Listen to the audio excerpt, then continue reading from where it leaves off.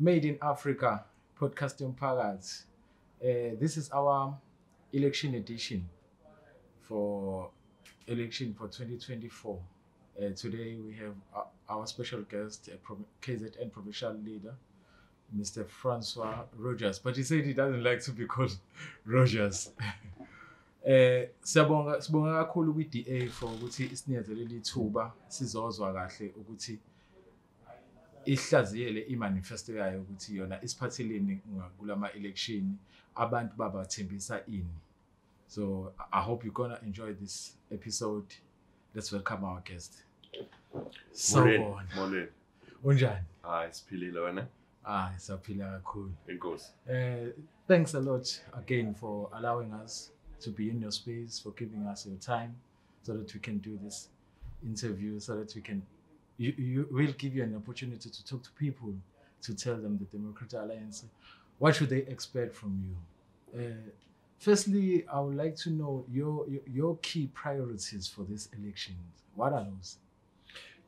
Good afternoon to your viewers, and it's great to be here. Thank you very much for the opportunity. Our key issues that we need to address in the province is not something that we as a party have determined. It's taken extensive polling and engaging with communities to identify what the challenges are. And those challenges are quite simply unemployment, jobs, which ties up with inequality and poverty. Water is another major problem. Yes. Crime is a problem. Healthcare services is a problem. Education is a problem. And corruption. Those are some of the major issues that in our engagements with communities they've highlighted.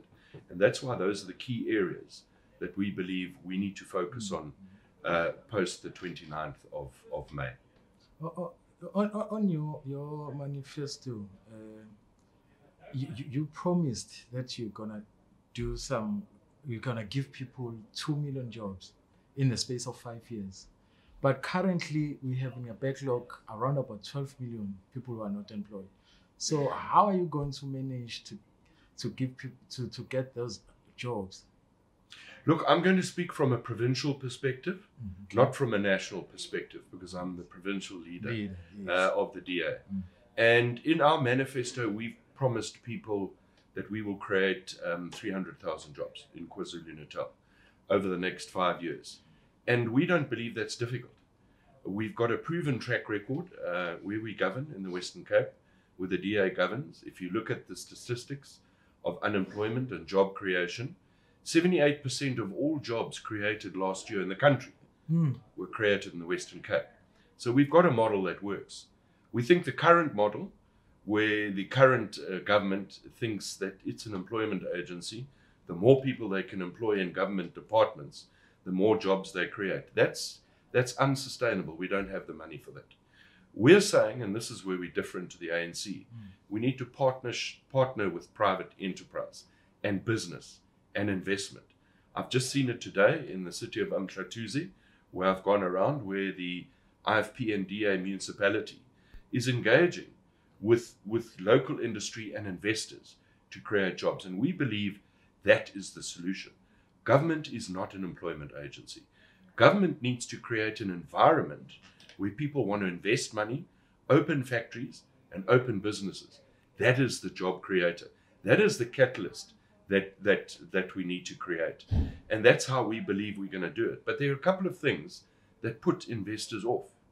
You remember we had the July unrest, and we had the anarchy that we saw in the province.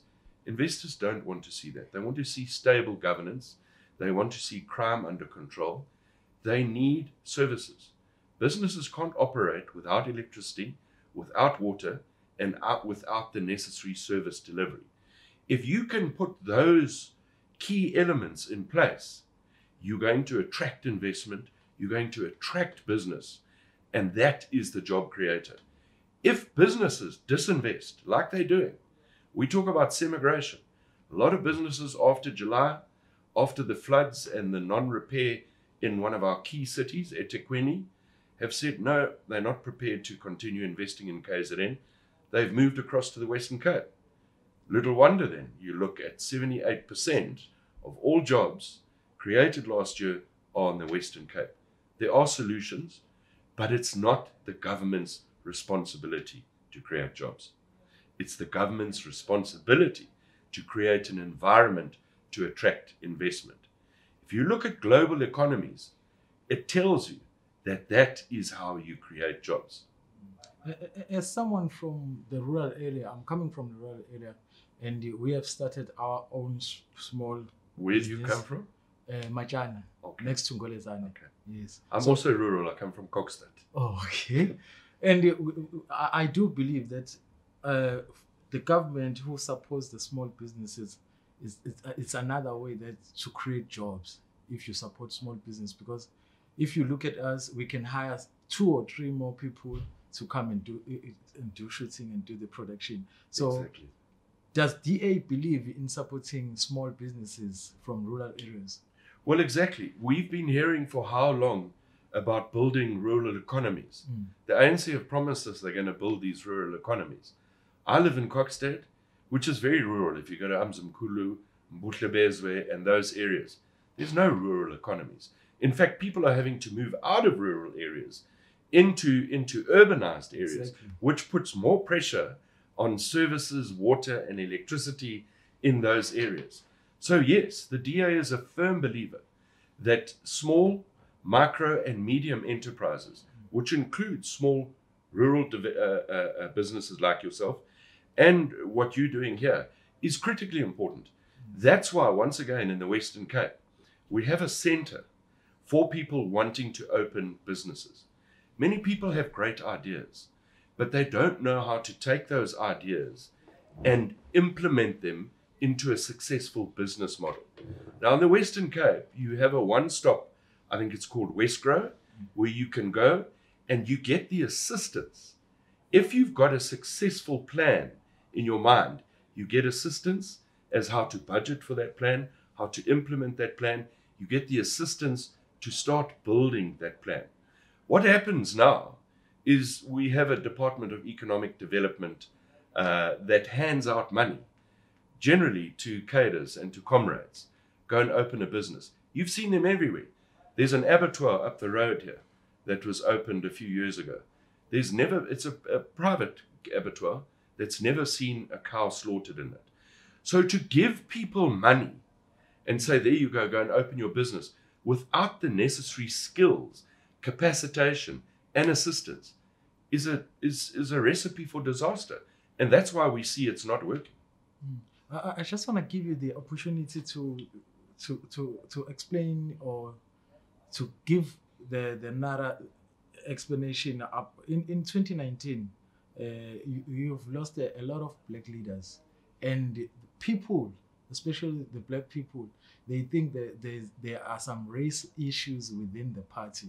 So I would like to give you this opportunity to briefly analyze and let people know what are the issues. Do you have racial issues within the party? I don't have racial issues within the party. And I think the reality is we lose politicians of all demographics. Ethel Trollop, there's a few members that have left the DA. There's never questions about it.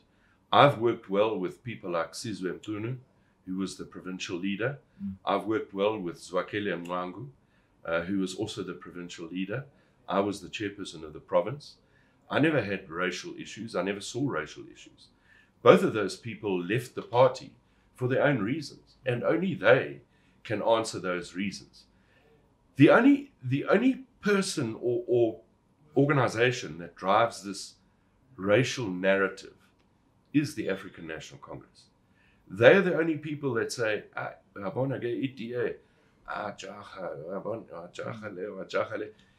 there's people leave for various reasons. And if an individual leaves because he has a different idea on policy or how the DA should be moving, it's not based on race. It's based on a personal choice. People leave because they want to leave. And it's across demographics. The independent researchers, they are saying that the DA, it's a little bit weakened in this election, so we can expect lower percentage What do you say about that? I'll say those independent researchers need to go back to the drawing board and need to look at their research. If you look at polling now, we do our own polling. There's also independent polling that we're looking at.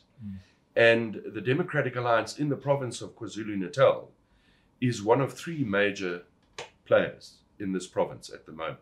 There's only three major players, and we are one of them. There's certainly no ways that we're going to come back at less than 11%. Our target is in excess of 20%.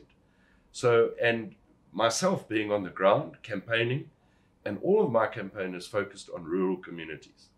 I can tell you now that you're going to see something on the 29th of May that you have never seen before. The Democratic Alliance will be part of it. So all those opposing parties have started the party that they came all together. Multiparty. Multiparty. Charter, yeah. Are you willing to work with the MK, the newly formed party? If you want a simple answer? Yes. No. Why not? Why not? Because if you look at the situation at the moment, Jacob Zuma was the president for 9 years of this country. What happened under his presidency? He sold our country to the Guptas. State capture started. He's part of the arms deal. Jacob Zuma keeps telling us he wants his day in court, but he's doing everything to stay out of court. Now suddenly, Jacob Zuma rises from the dead at Nkandla, and he's attacking the ANC. The ANC aren't dealing with load shedding. The ANC aren't dealing with unemployment. And so it goes on. But he was part of that very ANC. Why did he not solve those problems when he was president? Why is he coming back now? Why is he telling people to vote for him, and he's saying that teenagers who are pregnant should go to Robben Island? Why is he saying that the Roman Dutch law that we have is not working, we should throw it out? Why is he saying the Constitution is rubbish, throw it out? For 2 terms he stood there in front of Parliament, in front of this country, and in front of God, and he said, I will uphold the Constitution of the Republic of South Africa. What's changed? What has changed? If he was an effective leader and he was prepared to make a difference, he would have done it in those 9 years. Do you believe that South African citizens are ready to be governed by DA? Well, go and ask the people in the Western Cape if they're happy with the DA governance. I think they're happy. Again, the polling's telling us the ANC and all other parties are way below our support. We're going to come in with the majority. Go up the road to Umgeni, to Howick and Hilton. Go and ask the residents there, what has the DA done since Papas took over as mayor and since we govern with an outright majority? Go and ask them, are they happy with the DA governance? And people are happy because they can see the difference. People see the difference in Umgeni, they see the difference. The reality is what's happening after 30 years of democracy under ANC rule. People are becoming tired of empty promises. People are becoming tired of every 5 years being given a food parcel and a t-shirt and saying, sorry we didn't get it quite right, but we're going to fix water, we're going to fix education, we're going to fix jobs. People are tired of that. And that's what I'm picking up on the ground. So I think people are hungry for a government or a political party that can actually institute that change with a proven track record. How will DA, especially here in KZN, will work with traditional leaders and try to stop the killings of the traditional leaders? Well, if you look, myself as the leader of the Democratic Alliance, I was one of the most vociferous when it came to the killing of traditional leaders and political leaders. So much so that on numerous occasions, I requested the Premier, Nomusa Dube, to arrange a roundtable meeting with political leaders to start off. Because that's where it needs to start. We need to start, do some introspection in ourselves, and then you carry that message down to the ground. the Premier didn't entertain my request at all. Wow. She said she doesn't have time to sit round a table and drink water. That was her exact response. So we've been pushing for some time now that there needs to be open, honest dialogue between political leadership, which would then also include traditional leadership. I've been lucky that I have now on more than one occasion engaged with the King, His Majesty, on some of the issues that I believe need to be addressed.